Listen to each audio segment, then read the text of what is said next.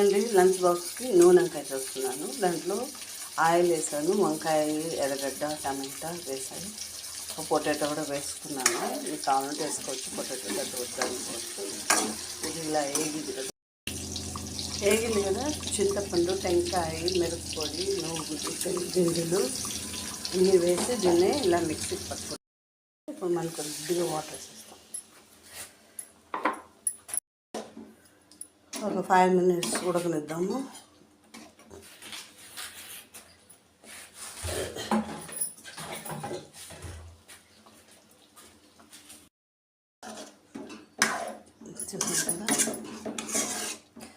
ఇప్పుడు ఒక 10 minutes ఉడకనిద్దాము. వంకాయ ఉడకాలి కదా కర్రీ.